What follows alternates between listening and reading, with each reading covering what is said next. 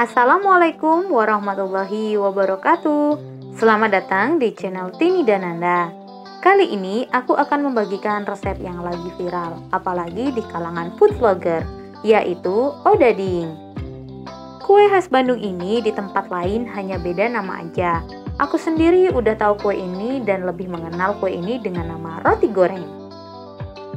Odading atau roti goreng ini teksturnya lembut dan rasanya manis. Kemudian karena ada wijennya di bagian luar menambah rasa gurih kue ini. Oke teman-teman, langsung aja kita ke resepnya. Nah, langkah yang pertama akan aku lakukan adalah mencampurkan ragi, kemudian ini sedikit pelembut roti, kemudian aku tambahkan sedikit gula pasir, lalu kemudian aku tambahkan air. Kemudian ini akan aku aduk. Nah teman-teman, untuk takaran lengkapnya kalian silahkan lihat kolom deskripsi ya. Nah kalau kira-kira udah rata seperti ini, kemudian ini harus kita sisihkan dan kita diamkan sekitar 2-3 menit. Nah selanjutnya ini aku akan campurkan tepung terigu, ini sebanyak 200 gram aja. Kemudian ini ada 1 buah kuning telur. Lalu ini ada kental manis hanya sekitar 1 sendok makan aja. Kemudian sedikit soda kue, lalu gula pasir. Lalu ini adalah ragi tadi yang kita diamkan. Kalau udah berbusa kayak gini berarti raginya aktif dan bagus untuk kita gunakan. Insya Allah nanti hasil kuenya itu jadi mengembang. Kemudian aku masukkan sekitar setengah bagian dan tanganku udah dicuci bersih, kemudian aku uleni pakai tangan. Kemudian nanti kalau udah setengah bagian lagi dari raginya tadi langsung dimasukkan aja. Uleni terus hingga semuanya mengumpal. Kemudian untuk memudahkan proses pengulenan ini, pindahkan ke tempat yang datar. Nah kita uleni aja terus, kalian gak usah khawatir walaupun ini lengket. Nanti lama-kelamaan gak akan lengket lagi, karena juga masih ada beberapa bahan yang belum kita campurkan. Nah kalau sudah seperti ini, gulanya pasir itu udah nggak ada gerindilannya lagi, udah nyatu dengan adonan. Kemudian kita bisa tambahkan bahan yang terakhir, yaitu ini adalah margarin. Nah proses terakhir ini kalau kalian menggunakan butter yang nggak asin ya atau hambar, atau kalian pakai mentega, kalian bisa tambahkan garam. Karena aku menggunakan margarin jadi tidak perlu menambahkan garam lagi. Kemudian setelah itu margarin ini kita campurkan, kita uleni terus hingga benar-benar adonan ini menjadi kalis. Nah sambil nunggu aku nguleni hingga kalis, kalian kalau suka video ini silahkan klik tombol like. Dan bagi teman-teman yang belum subscribe ke channelku, silahkan langsung klik tombol subscribe-nya dan aktifkan loncengnya supaya kalian dapat notifikasi ketika aku upload video baru. Nah teman-teman, kalau udah kalis ini aku bulatkan, kemudian aku masukkan ke dalam mangkok. Dan setelah ini aku akan tutup menggunakan plastik wrap. Kalau kalian nggak ada plastik kayak gini, gunakan aja serbet yang bersih atau menggunakan plastik yang kalian kasih karet di pinggir mangkoknya. Nah kemudian adonan ini akan aku istirahatkan. Kita istirahatkannya untuk proses yang pertama ini sekitar 30 menit aja. Nah setelah 30 menit ini adonannya udah ngembang sekitar 2 kali lipat. Kemudian aku buka plastik wrapnya. Dan setelah ini aku akan tinju untuk mengeluarkan udara yang ada di dalam adonan. Nah setelah itu ini aku keluarkan dari mangkok. Kemudian aku akan uleni sebentar di atas tempat yang datar.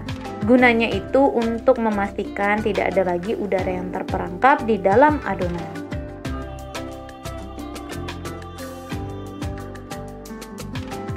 Kemudian adonan ini akan aku pipihkan. Gunakan alat yang kalian punya. Kalau kalian nggak punya rolling pin, silahkan kalian gunakan botol kaca atau gelas kaca. Yang penting adonannya itu jadi pipih ya. Untuk ketebalannya ini aku gunakan ya sekitar 0,5 sampai 1 cm aja. Kalian jangan terlalu tebal karena nanti masih ada proses pengembangan. Kemudian ini aku olesi tipis-tipis dengan putih telur. Gunanya untuk merekatkan wijennya. Karena biasanya kalau kita nggak pakai putih telur, nanti saat proses penggorengan itu wijennya itu jadi rontok. Kemudian setelah dikasih putih telur, langsung aja wijennya ditaburkan di bagian atasnya.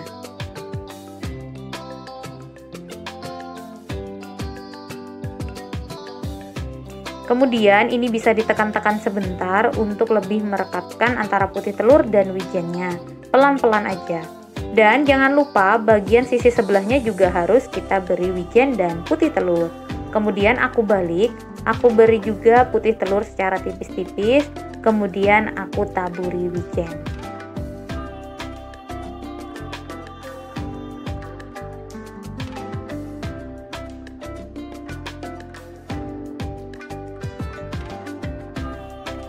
Nah, setelah itu ini pinggirnya aku potong sedikit untuk merapikan bentuknya. Kalau kan nggak potong juga nggak apa-apa, nanti pinggirannya ini juga tetap kita goreng dan bisa kita makan. Nah, selanjutnya ini akan aku potong-potong. Nah, untuk ukurannya sendiri kalian silahkan sesuai selera. Dan kalau aku sendiri untuk satu resep ini bisa menghasilkan 12 potong odading atau roti goreng. Seperti ini ya hasil potongannya, dan kemudian kita akan istirahatkan kue ini untuk yang kedua kali. Dan di sini aku pindahkan ke piring yang sudah aku olesi dengan minyak goreng supaya nggak lengket. Dan untuk proses pengistirahatan yang kedua ini, aku hanya membutuhkan waktu sekitar 15 menit aja.